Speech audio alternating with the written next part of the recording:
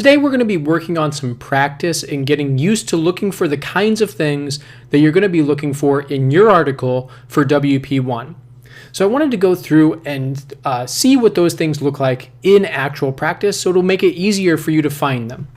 So we're looking at an article that I wrote here. This is for Computers and Composition that I was published in 2018. Now remember, we're looking for 4 things in this article. We're looking at the kind of language that's being used. We're looking at the citation format. We're looking at non-linguistic elements.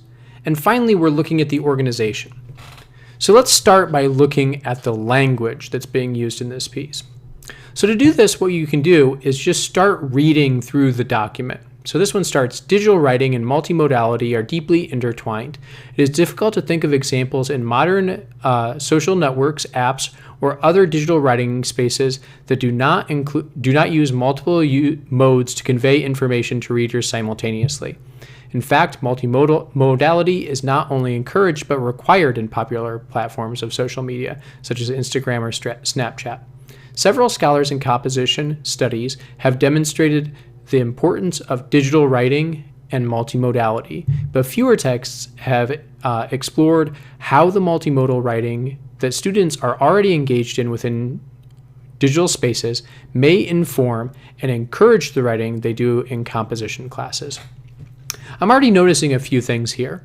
So number one, we're getting a lot of kind of specialized vocabulary that might be hard for an outsider to use. So I can point to some of that stuff here. So like the use of the word multimodality, using multiple modes to convey meaning simultaneously, using the word composition to mean writing studies, talking about digital writing and multimodality without explaining what those words mean, and using words like digital spaces. This is not the same kind of language that would be used if this was a newspaper article. This is specialized vocabulary where one person is talking to another expert in the field, so they can assume that they already understand those things. So one thing that you can look for is that those kinds of words are being used, and you can point to the specific kinds of jargony or specialized language kind of words that are being used within the document. I'm also noticing another thing. These sentences are really long. So this one is 3 lines. This one here goes on 2. But this one, this one goes over 4 lines. So these longer sentences with embedded clauses in them maybe are a feature of this writing as well. So we've already gotten 1 vocabulary feature and we've gotten 1 grammar feature just from looking at this first paragraph. As you read through the rest of the document, that's what I would suggest you do. Take some notes and notice some other things that you might see within the document that maybe are unique to your kind of writing. The next thing that you look at is the citation format. So in this format, I noticed that this is APA. So APA is a format that's often used in social sciences, which is a little weird for English studies. English studies would usually use MLA. English studies and humanities would generally use MLA. But this one's using APA, so I'm curious, why would this journal use APA? That might be something that I could answer. The actual answer is that this is a little bit of a more social science directed journal, even though it is within English studies. So they use a different format. But then I also noticed that this one has links in it. So each of these things, this is not required for APA that you link the title. If I click on it, I'm not going to do it because it'll take me all the way to the end. But if I click on it, it takes me to the citation at the end to give me the full information about each of these things. That's unique. Another important feature here that's not a regular part of APA is the fact that the first time that I mentioned somebody in text, I used their full name. Kathleen Blake Yancey, Leanne Robertson, Kara Tazak, Elizabeth Wardle, Ann Beaufort. That's not required in APA style, but in this specific journal, they use the full names instead of just the first initial or just the last name. So that might be something you can talk about as well. Why might they choose to do that? The next thing to consider here is the non-linguistic elements in the article. So these are the things that are not just regular language. We have images up here at the top, but they don't really provide any special meaning for this article. Oh, but here we have a nice chart. So this chart gives us information breaking down the interviewees that I interviewed, as well as information about them. So we can talk a little bit about here. Why would this be included in here? Why would it be that me as an author decided to include this chart in here? Now, the answer is pretty obviously that it gives me all of the interviewees' information at a glance. So when I talk about the interviewees later in the article, people can jump back to this table and remember, oh yeah, Elizabeth is a white female. She went to a performing arts high school. Oh, okay, I see.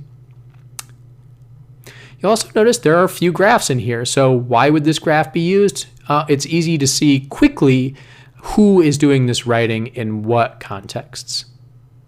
We have another graph here too. And so why would this be used? It's easy to see whether the interviewees thought that they did more writing in or out of school at just a glance. And those are really the main non-linguistic elements here. We have a chart and we have a graph. There is also an appendix for this, so we have some links to some outside stuff, but that's probably less important. Depending on what article you choose, you might also find that there are images or diagrams or other things that are in there, and it's worth talking about what these things add to the article. The final thing to discuss is the organization. So in this one, we have an abstract right up front that gives us the basic understanding of the article. We have an introduction that gives us a pretty good idea of what's going to be covered in this, as well as the main argument right at the beginning. We go into a methods section, so it looks like it's going to follow the IMRAD format, but the next section is not really results. It's a detailed look at the interview, so it breaks from the IMRAD format really quickly. And then we go into what is essentially a second literature review, and then a more theoretical look at what we've been talking about, followed by a conclusion that connects a little bit back to pedagogy. So why did I, as an author, choose to organize it in this way?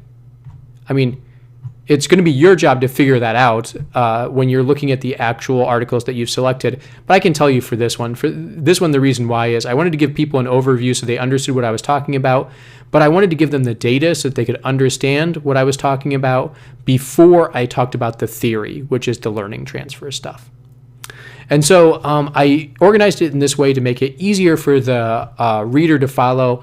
If I had done it in a traditional IMRAD format where I just went from the introduction to the methods to the results and then the discussion of those results, it probably would have been a lot harder to follow. And so I decided not to follow that format for this one. And you'll find actually in your articles, a lot of people don't follow strictly the format that's usually expected of them. So those are the kinds of things that we're going to look for. Today, I'd like you to practice that. So I have a scholarly article for you to look at. It is a writing studies article, and it actually is kind of related to what we're talking about. It does talk about general writing strategies, so it might give you some ideas of things to look for as you read it as well. I understand that it is for experts, so it's for writing teachers. So you might have a hard time understanding it. It's okay if you don't understand it perfectly. Just try to look for those bits and pieces of the four major things that we're trying to analyze. And of course, if you're having a hard time with any of this, please feel free to ask me in the questions forum.